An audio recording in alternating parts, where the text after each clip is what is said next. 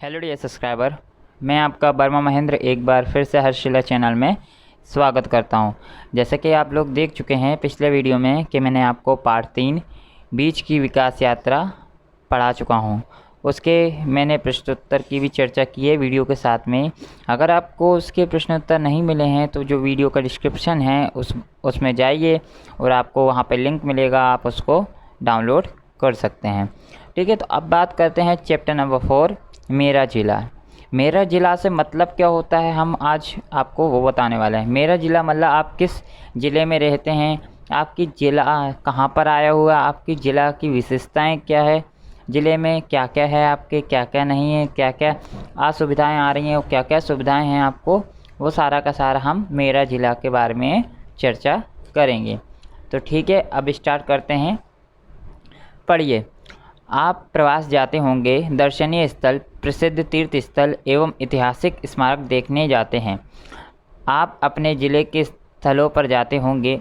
आपके ज़िले में ऐसे स्थल कहाँ कहाँ पर आए हुए हैं। तो सबसे पहले हम बात कहाँ की कर रहे हैं, सबसे पहले हम बात करेंगे अहमदाबाद की, क्योंकि हम लोग अहमदाबाद से बिलोंग कर रहे हैं। इसके लिए अहमदाबाद से हम बात करेंगे कि कौन कौन से हमारे पास अधिक स्थल ऐसे हैं जहाँ पर स्मारक पाए जाते हैं। ठीक है, तो सबसे पहले यहाँ पे पढ़िए लिखा है, हमारा जिला नामक पुस्तक खोजिए, उसमें निम्नलिखित जानकारियाँ प्राप्त कीजिए। अपने ज़िले में आए हुए ऐतिहासिक एवं प्रसिद्ध ज़िलों के बारे में लिखिए। तो सबसे पहले नाम पूछा है और कहाँ पूछे हैं और विशेषताएं पूछी, मतलब नाम क्या है, कहाँ आए हुए हैं और विशेषताएं क्या हैं। तो सबसे पहले मैं आपको नाम बता दूं। पहला नाम उसमें आएगा हटे सिंह जैन मंदिर, जो कि दिल्ली दरवाज़ा के पास अहमदाबाद में आया हुआ है। ठीक है, अब विशेषता क्या है इसकी, तो विशेषता यह है, यह मंदिर 15वें जैन तीर्थंकर का एक है। इसका निर्माण सन 1848 में सेठ हटे सिंह ने करवाया था। दूसरा, सीदी सैयद की जाली, जो लाल दरवाजे में आई हुई है, अहमदाबाद में है। यह अहमदाबाद की सबसे बड़ी मस्जिद में शिल्पकला का उत्तम नमूना है। इसकी स्थापना 1513 में हुई थी। तीसरा, गांधी आश्रम, जो कि साबरमती अहमदाबाद में आई हुई है। इसकी स्थापना 1917 में गांधी जी ने सत्याग्रह आश्रम के रूप में की थी। चौथा, काकरिया झील, मणिनगर अहमदाबाद। 1 मील की परिधि में फैली हुई इस झील की स्थापना सन 1451 में सुल्तान कुतुबउद्दीन ने की थी। अब पांचवा बात करते हैं स्वामी नारायण मंदिर। पांचवा, स्वामी नारायण मंदिर, जो कि कालूपुर अहमदाबाद में आया हुआ है। सन 1822 में स्वामी आनंद नंद ने निर्माण कराया था। ठीक है, हमने 5 की बात कर ली। जितने हमारे पास खाली जगहें हमने वो पाँचों के 5 कंप्लीट करवा दिए हैं। अब बात करते हैं अपने ज़िले के प्रसिद्ध तीर्थ स्थल के बारे में लिखिए। तो आप जिस एरिया में रहते हैं उसके आपको तीर्थ स्थल लिख देने। अगर आपको कोई तीर्थ स्थल ना मिलते हो तो आप अहमदाबाद के लिख सकते हैं और आप अहमदाबाद के बारे में जानकारी लिख सकते हैं। अगर आपको अपने राज्य की जानकारी पता है तो आप अपनी जानकारी लिख सकते हैं अपने राज्य की। ठीक है, तो अब बात करते हैं सबसे पहले नाम है हमारा जगन्नाथ मंदिर, जो कि जमालपुर अहमदाबाद में आया हुआ है, जो कि रथ यात्रा विश्व प्रसिद्ध है। सारे पूरे विश्व में रथ यात्रा सबसे ज़्यादा प्रसिद्ध है। दूसरा नंबर है अष्टमहालक्ष्मी मंदिर, जो कि जोधपुर 4 रास्ता अहमदाबाद पर आया हुआ है। ठीक है, उसकी विशेषता कुछ बताई नहीं गई है, बट कहें तो वो महालक्ष्मी का मंदिर है, वो उसकी विशेषता हम कह सकते हैं। उसके बाद नगर माता भद्रकाली मंदिर, जो कि लाल दरवाजा अहमदाबाद में आई हुई है, जो कि अहमदाबाद की नगर माता कही जाती हैं। चौथा है हमारे पास 16 भागवत अहमदाबाद सरखेज में आई हुई, जो कि भगवत गीता दीवारों ऊपर लिखी हुई थी, मतलब दीवारों ऊपर लिखी हुई थी, वो हमारा है 16 भागवत। उसके बाद हमारी बात आती है वैष्णो देवी मंदिर, जो कि हमारा 5वां है, जो कि सीजी रोड अहमदाबाद पर आया हुआ है। और वैष्णो देवी गुफा कश्मीर की तर्ज पर बनाया गया है। ठीक है, जो कि हमारा वैष्णो देवी जो हमारा जम्मू कश्मीर में आया हुआ है, उसी की जो आस्था है वो यहाँ पे प्रकट करने की कोशिश या तो कहें प्रकट की गई है।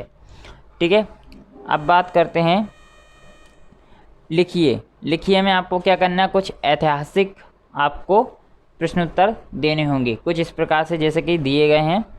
सबसे पहला प्रश्न हमारे पास कुछ इस प्रकार से आएगा, ऐसा ऐतिहासिक स्थल कौन सा है जहाँ सबसे अधिक पर्यटक आते हैं।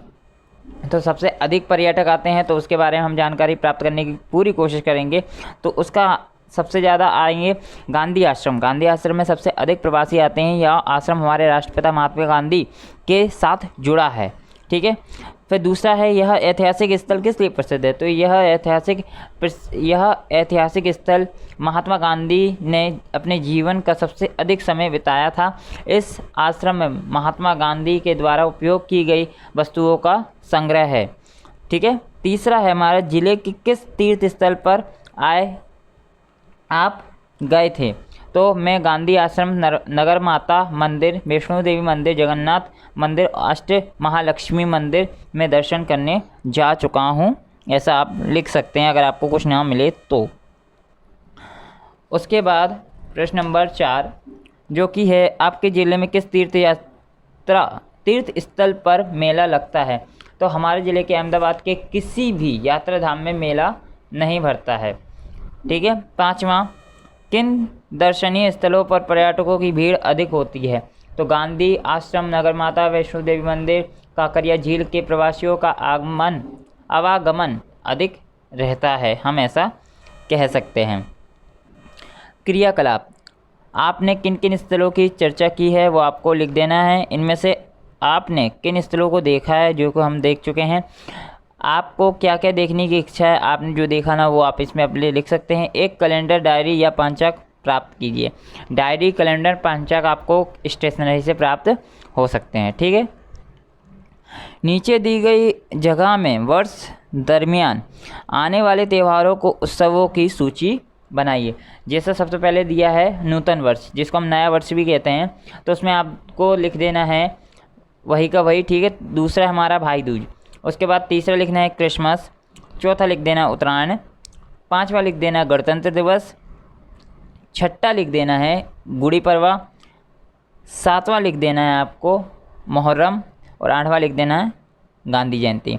उसके बाद 9वां होली, 10वां धुलेटी, 11वां रक्षाबंधन, 12वां जन्माष्टमी, 13वां रमजान ईद, 14वां चेटी चांद, 15वां गुड फ्राइडे, 16वां बाल दिवस, 17वें में आपको लिख देना है शिवरात्रि, 18वें में लिख देना है स्वतंत्रता दिवस, 19वें में लिख देना दशहरा, 20वें में ईसाई नव वर्ष, 21वें में लिख देना गुरु पूर्णिमा, 22वें में लिख देना ईद मिलाद, 23 में लिखना है पतेती, 24 में लिखना है बकरा ईद, ठीक है। इस तरह हमको कुछ वर्गीकरण करने होंगे त्यौहार के। उसके बाद त्योहारों की सूची का वर्गीकरण कीजिए। हमको कुछ त्योहारों की सूची हमको बनानी होगी जो कि कुछ इस प्रकार से होगी। पहला मकर संक्रांति जो कि नववर्ष तिथि के अनुसार होता है। उसके बाद वार मतलब गुड फ्राइडे, उसके बाद गणतंत्र दिवस, उसके बाद भाई दूज, उसके बाद रमजान ईद, उसके बाद तीसरा दिनांक में शहीद दिवस और तिथि के अनुसार देव दिवाली और चेटी चांद। उसके बाद चौथा तारीख के अनुसार मतलब दिनांक के अनुसार आपको लिख देना है स्वतंत्रता दिवस, होली धुलेटी, उसके बाद ईद मिलाद। उसके बाद गांधी जयंती 5वां नंबर तारीख के अंदर, उसके बाद गांधी जयंती के बाद रक्षाबंधन। अब आपको छठे में लिख देना है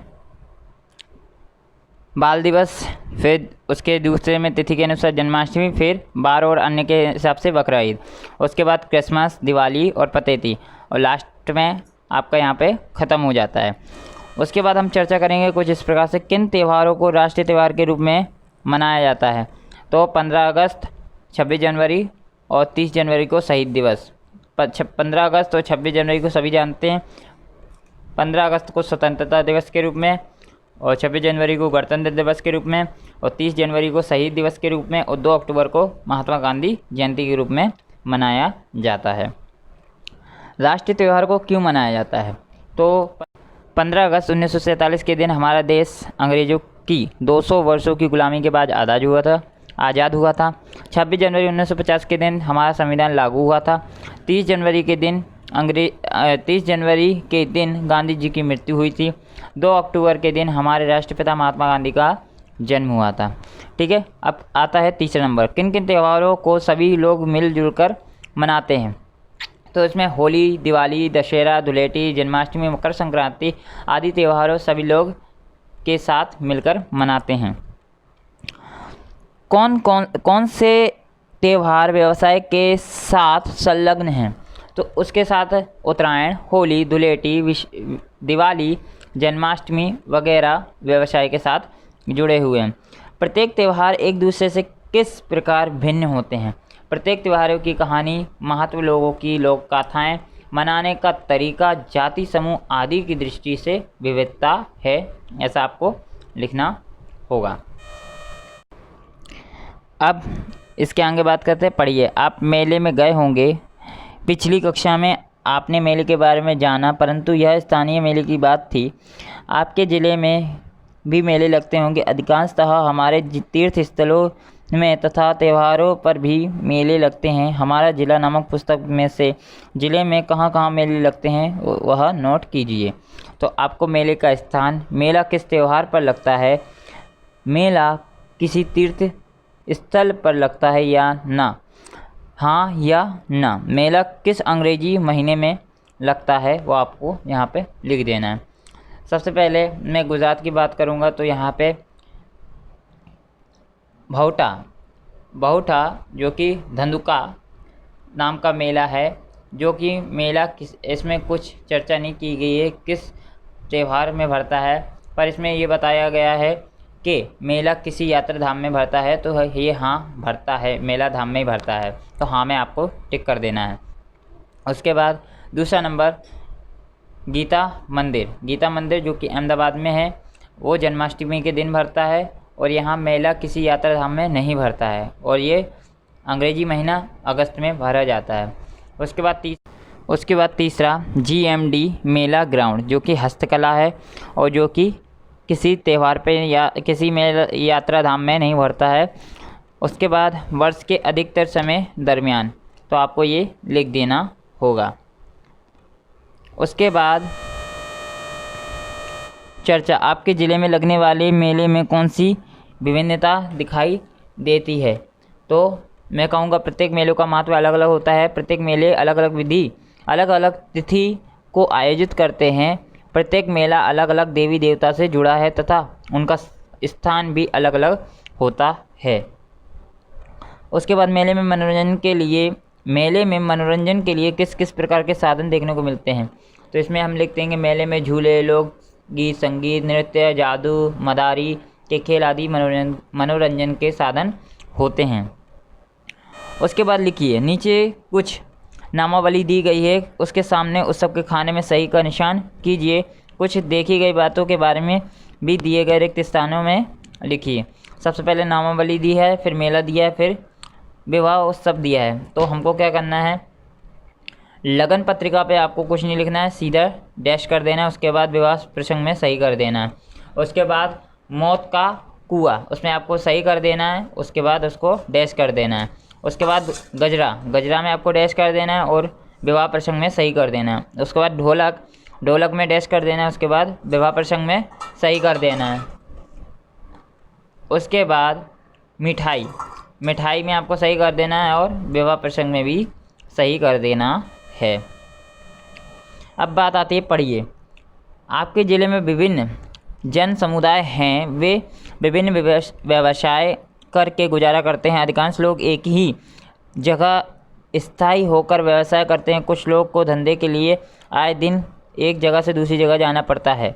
लिखिए, हमारे ज़िले में स्थानांतर करने वाले जन समुदाय रहते हैं। विभिन्न लोगों के जीवन जीने की शैली के बारे में, गाँवों को बुजुर्गों के बारे में जानकारी प्राप्त कीजिए, जिसमें से सबसे पहले समुदाय का नाम आपको लिख देना है, व्यवसाय लिखना है, वेशभूषा स्त्री पुरुष का क्या है, आहार क्या है उनका और उनका साधन क्या है।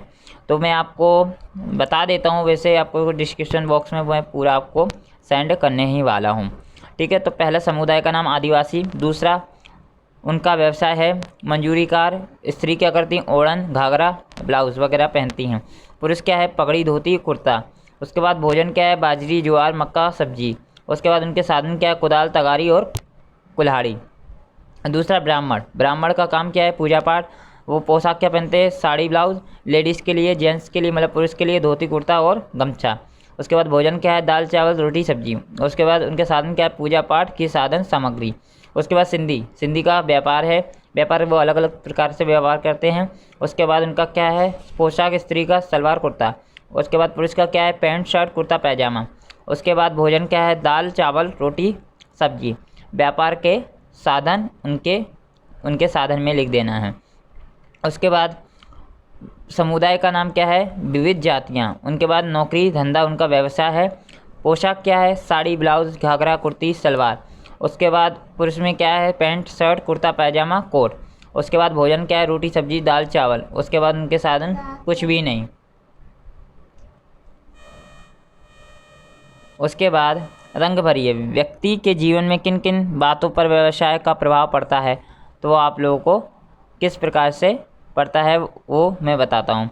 धंधों के कारण व्यक्ति आय प्राप्त करता है, जिससे वह सुख और शांति युक्त जीवन जी सकता है। व्यवसाय भी व्यक्ति की संस्कृति और जाति के संबंधित होते हैं। यदि धंधा नहीं चले तो व्यक्ति का जीवन सुख और शांति रहित बन जाता है। ठीक है। दूसरा, धंधा रोजगार के कारण दूसरा प्रभाव पड़ता हो तो नीचे बॉक्स में रंग भरिए। तो आपको नीचे रंग भरिए, आपको कुछ इस प्रकार से भर देना है जो आपको भरना होगा। उसके बाद सोचकर कहिए धंधा रोजगार। उसके बाद सोचकर कहिए जन जीवन में निवास की क्या आवश्यकता है। तो जन जीवन में निवास की क्या आवश्यकता है। आवास मानव को सर्दी गर्मी और वर्षा से रक्षा करता है। नज़दीकी आवास में लोगों के बीच घनिष्ठ संबंध विकसित होते हैं। लोगों के बीच अंतर संबंध स्थापित करने में, सामाजिकता स्थापित करने में लोग जीवन का महत्व अधिक होता है। ये आपको लिख देना है। दूसरा क्या है, धंधा रोजगार के कारण जनजीवन पर क्या प्रभाव पड़ता है। तो आपको लिखना है धंधे के कारण व्यक्ति आय प्राप्त करता है, जिससे वह सुख और शांति युक्त जीवन जी सकता है। व्यवसाय भी व्यक्ति की संस्कृति और जाति से संबंधित होती है। यदि धंधा नहीं चले तो व्यक्ति का जीवन सुख और शांति रहित बन जाता है। तीसरा आपका क्या है, आपके समाज में किस प्रकार के विवाह प्रथा है। तो आपको लिखना हमारे समाज में विवाह में लड़के की बारात आती है, लड़के की बारात जाती है, वर्ग घोड़ी चढ़ता है और उसके रिश्तेदार नृत्य करते हैं। फेरे वरमाला मांग भराई आदि की प्रक्रियाएं होती हैं। हमारे समाज में कई बार समूह विवाह भी होते हैं, जिसमें साथ साथ कई जोड़ों का विवाह संपन्न होता है। विवाह समुदाय के सामूहिक भोज का आयोजन किया जाता है। विवाह में अपनी जाति को ही प्राथमिकता दी जाती है। उसके बाद लिखिए में स्थानांतरण करने वाले लोगों को किस प्रकार की कठिनाई का अनुभव करना पड़ता है। वो आपको लोगों को मैं डिस्क्रिप्शन बॉक्स में आपको दे दूंगा किस प्रकार से करना पड़ता है, वो आप लोग उस पर टिक कर दीजिएगा। ठीक है। उसके बाद समुचित विकल्प को खोजकर उनके चारों ओर आयताकार कीजिए। तो सबसे पहले आपको पानी में कर देना है, फिर हवा में कर देना है, फिर बरसात में कर देना है, और शिक्षा में कर देना है, भोजन में कर देना है, मतलब आहार में कर देना है, और पोशाक में कर देना है, और ठंडी में कर देना है, गर्मी में कर देना है, अंधकार में कर देना है, और स्नान में कर देना है। खाली आपको दो को छोड़ देना है, एक तूफान और शोर को नहीं करना है। उसके बाद रंग भरिए, घर पर लोग मोटी रोटी किससे बनाते हैं। तो आपको उस पर आपको ये लंब चौरस मतलब आपको आयताकार बना देना होगा। उसके बाद आपको यहाँ पर दिया है रंग भरिए में मेले का चित्र बनाना है आप लोगों को, वो आपको खुद से ड्रॉ करना होगा। और आप लोगों को जितना हो सके इस चैप्टर को थोड़ा अंदर से पढ़िए, क्योंकि क्या है ये चैप्टर आपके जीवन से आधारित है। इसके लिए आपको वीडियो कैसा लगा कमेंट सेक्शन में ज़रूर कमेंट करके बताएं। अगर आपको वीडियो पसंद आता है तो लाइक कीजिए। अगर आपने पिछले वीडियो ना देखा हो तो पिछले वीडियो देखिए और चैनल को सब्सक्राइब करिए। अगर आपको वीडियो पसंद आए तो लाइक कीजिए। अगर आपने चैनल को सब्सक्राइब ना किया हो तो सब्सक्राइब कर लीजिए। बने रहिए मेरे चैनल के साथ। Thank you everyone.